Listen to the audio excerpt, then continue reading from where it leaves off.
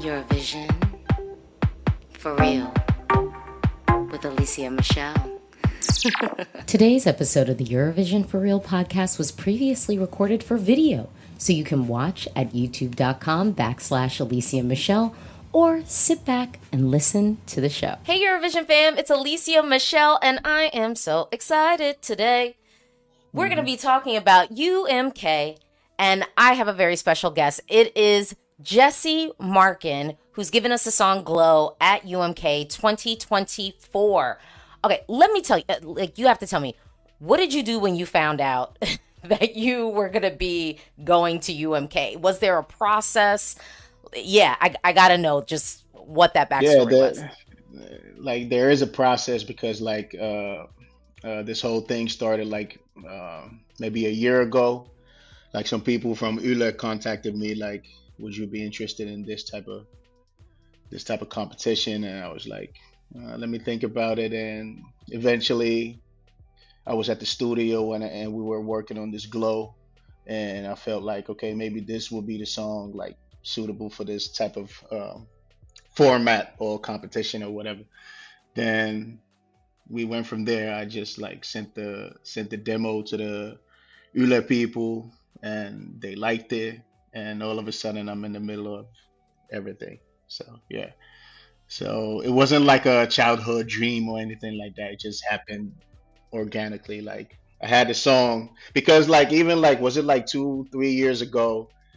Some people already like from Yle, they were kind of like sending emails to my manager like would he be interested and stuff like that. But I wasn't really like thinking about that because this format has like certain type of rules that you have to edit your songs to like fit this 3 minute like lengthwise and stuff like all kinds of things. So I was just like, no, I don't want to chop verses or anything off my songs. But when I had this glow, everything was already like under 3 minutes, so I felt like this would be perfect for this whole UMK thing. But yeah. Okay, well, I'm happy to have you here because I've been begging for an Afrobeats moment on the Eurovision stage, like particularly in the past couple of years, because I am like, Yeah, it's blowing up like the charts all around the world. So why yeah. can't we have that represented a little bit on the actual Eurovision stage now? So you're not from Finland, but when did you move to Finland? I was like 6 years old, so that was like 91. 91. I moved to Finland straight from Ghana. So basically, even in Ghana, I lived for like 5 years. Then I came to Finland straight to Tampere, a small or Virjakala basically, but a small place in Finland. Yeah, it was a December, cold, and straight from Ghana to it was a shock. It was a shock. Yeah, it was a shock in many ways. Like that was the first time me remembering seeing my father. I met my sister that time and all that stuff. So everything was very new at that time, and I didn't know the language. I was speaking like French and Twi, so everything was kind of like, I don't know, a challenge. But yeah, Okay, but yeah, now, I mean, you speak Finnish, you've been yeah, there for a yeah. while. Were you always kind of performing? Like, did you know that this was something that you wanted to do? Or did you, like, maybe go to school for something else, do that job, and then this was like, your side gig or something? No, even when I went to like uh, these like kind of like took these music classes or whatever, I wasn't really doing anything on those classes. And even like we had these family get-togethers and stuff like that. My sisters would always like perform and play the violin and sing and do theater and stuff like that. Me, I just wanted to play my football and just be in the background like that. I wasn't that type of person to kind of like put myself in the forefront of things or to be, I don't know, taking stages or anything like that. So even this thing happened very like organically, but it was an accident overall. But yeah, but as soon as I got my first, paycheck, I was hooked. So so I felt like because I'm a graphic designer by like through school and stuff like that. But like this this kind of like allows you to move differently, move differently. So yeah. But Okay. when I got my first paycheck, that was like when I was 18 years old. So I've been doing it for a while. So yeah. Okay, okay. So with UMK, one, I love that national selection. I love the way that they sort of pour into the artists, promote y'all and everything. Yeah. So y'all have had done like a couple of videos. You did like there was like a game show. You got to like Yeah. react to your other Yeah. competitors' song. So I asked this question to like everyone basically, but if if you could do a remix of one of your other like and like a remix like put kind of like the Jesse spin on one of your competitors songs from UMK this year, whose song would you pick? Probably the easiest choice would be this Sara Siipola's this Paskana. That would be kind of like the obvious maybe choice or easiest. I don't know because it already like the instrumentation already got this trap element, trap beat type of feel, and these elements of like modern day hip hop in a sense. So if you kind of like take the or tweak the singing and the vocals a bit, you could take it somewhere else easily. So that would be the easiest choice. My second pick would be Windows 95 Man. That would be kind of like fun to play around with and you know give it some soulful elements instead of those 90s vibes. But like yeah, that would be interesting too. But yeah. I could be here for the spin on Windows Hmm. 95. Yeah, no Hmm. rules. Yeah. No I rules, could definitely. I could Yeah. be here for that. So I know you can't really tell us what you're going to do on stage. But can Mm. you tell us what do you want people who are watching your performance to like feel from your performance and maybe what was like an inspiration point that you were kind of like, okay, this vibe. Well, the song itself and the visuals, the video that we made, the main theme of the video was to be kind of like, oh, bring the audience closer to me and the vibe of the song. So the word intimate was the word that we were throwing around at these meetings and stuff like that, and connection.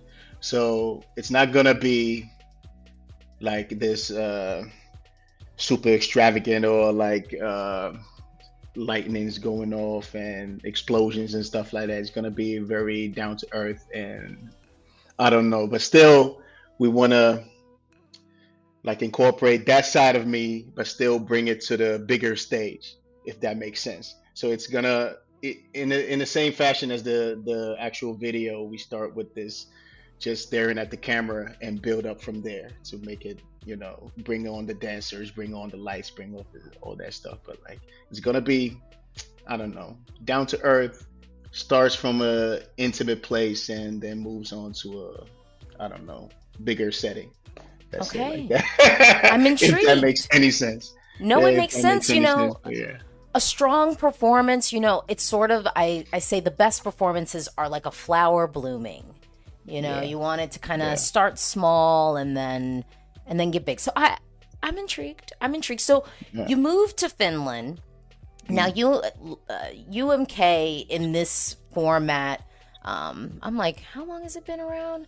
It's I it's have no idea. Don't ask, okay. don't ask me. I have no idea Well, because even was it like yesterday? I learned that before UMK there was this Eurovision, which is basically like the same thing, but it had a different name.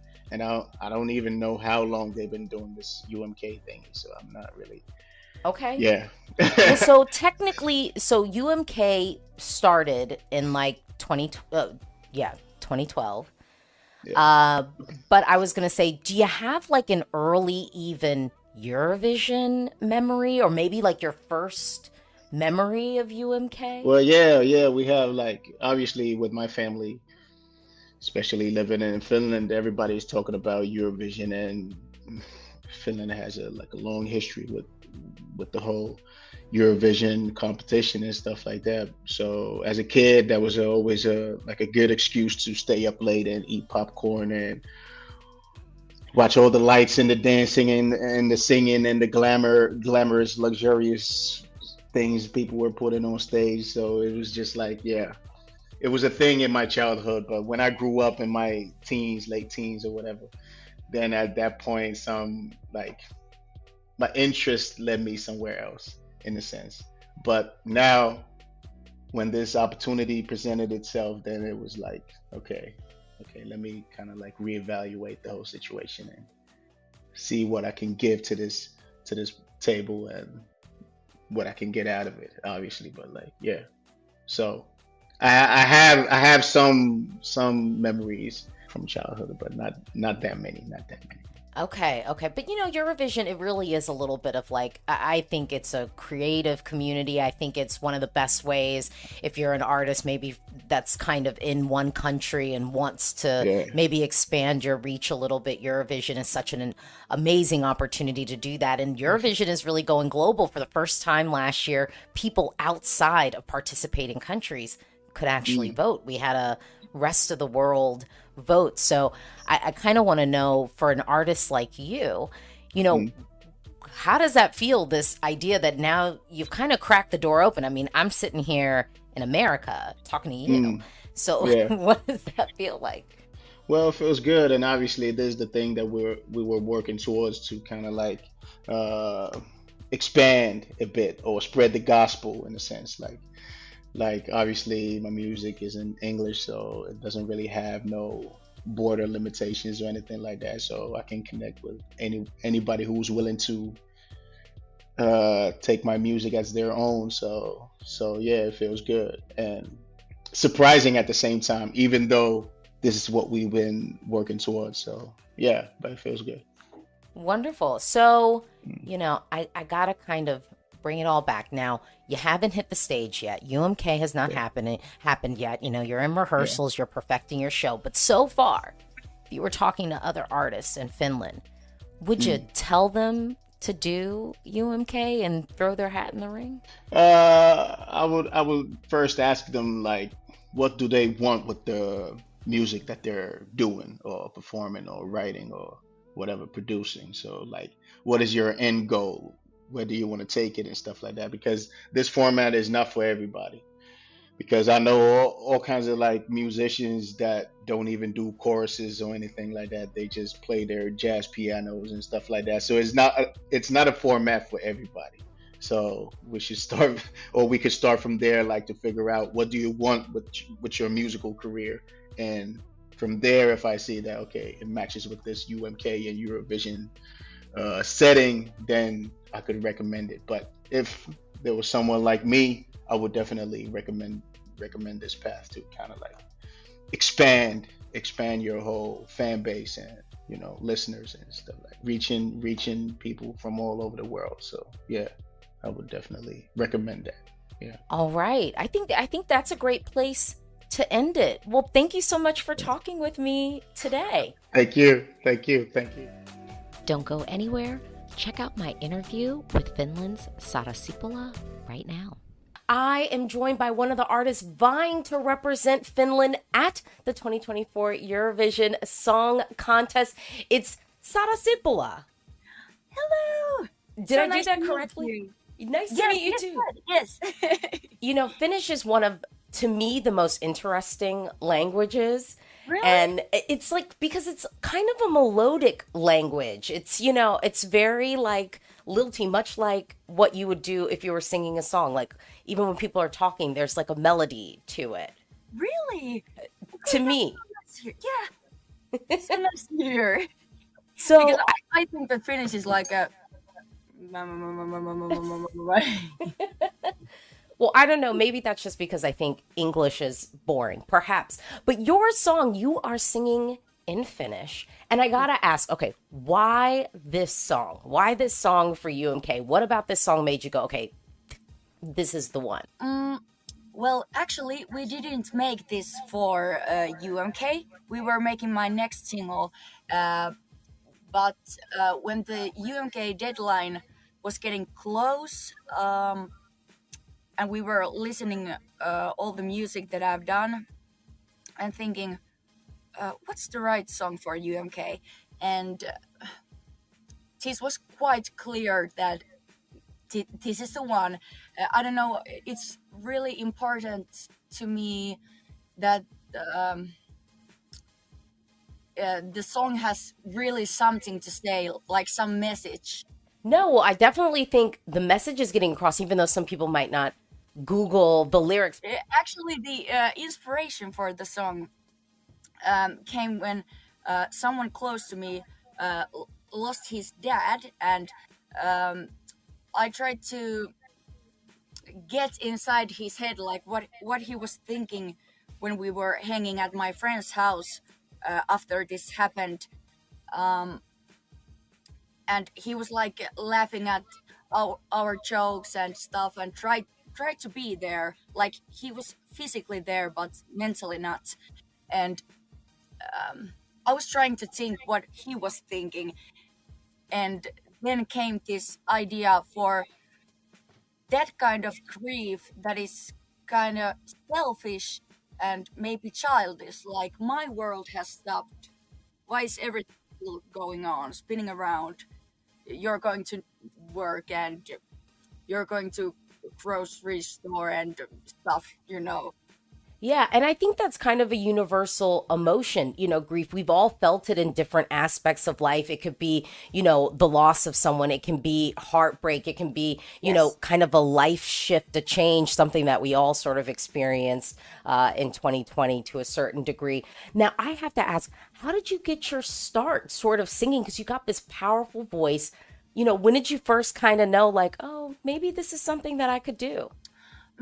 Well, I've always loved singing from a little kid, but I think I started to think that an artist career could be possible. Like it was kind of late. Like I was an adult when it started to really hit that this could be something. I love that. I love that. And I've heard you sing lots of kind of different songs. Yeah, I saw your videos, like doing Christmas songs and whatnot. What do you feel like your genre is? Like, where do you feel like, oh, when I'm singing this genre of music, my voice really shines?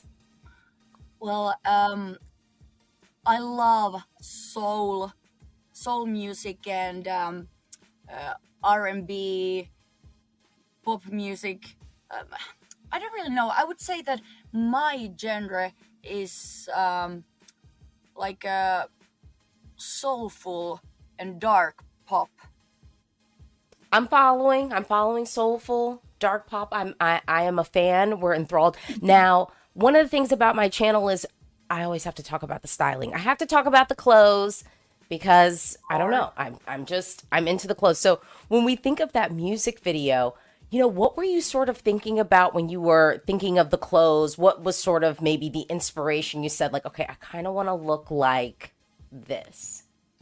well, the first outfit that I had, like this corset, like a underwear type, and yeah, it was because I wanted to be like a naked, but not really naked. So that's like my like this nude color, and like I said, this underwear type of outfit, and then the red socks with red heels.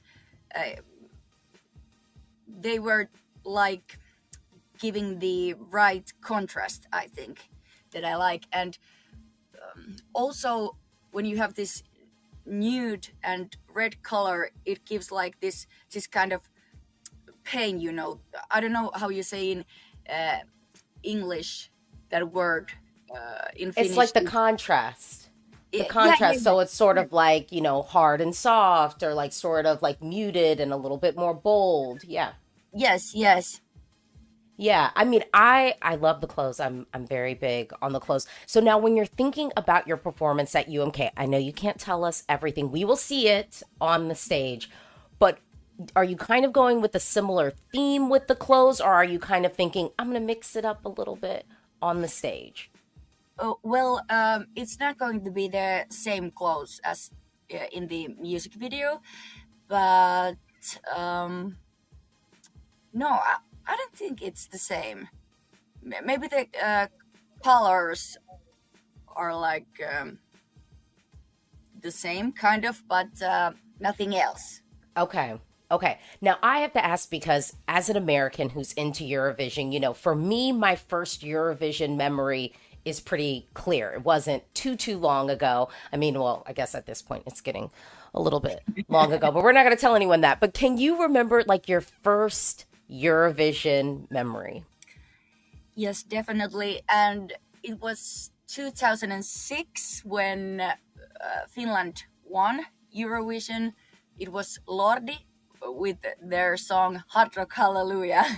Well, funny enough, that's one of my first Eurovision memories. Lordi is basically the reason that I really kind of understood, like, oh, this is like what it is. Because a friend of mine who's Greek, her family was traveling to Athens. One, they're from there, but they were traveling like, yeah, Eurovision's going to be happening here. I'm like, Eurovision, like, I think I've heard of that. I think I know what that is. And then after Lordi won, I'm like, okay, like, what is this? I know what this is. So I will say just nostalgically, I'm sort of waiting for Finland to win Eurovision again, just so it can be like a full circle moment for me.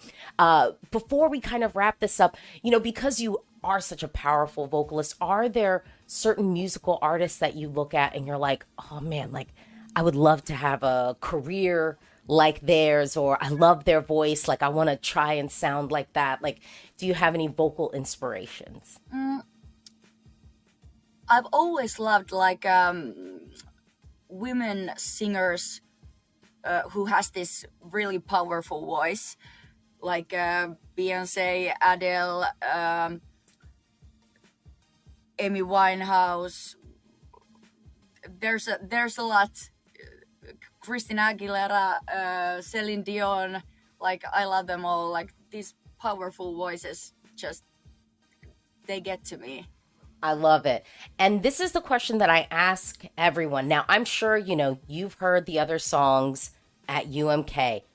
Which one of your competitors' songs would you want to maybe take and do like the Sara Siipola remix, or put like the spin on the track?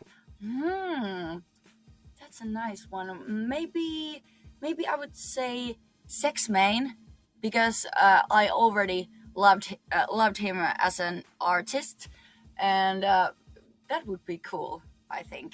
I'd be into it. At minimum, maybe we can get like a little collabo. Maybe you could sing the chorus or something like that. That would be amazing. All right. Well, thank you so much for your time, and best of luck on the stage. Break a leg. You've got a lot of people rooting for you. Oh my God, thank you so much. Thank you.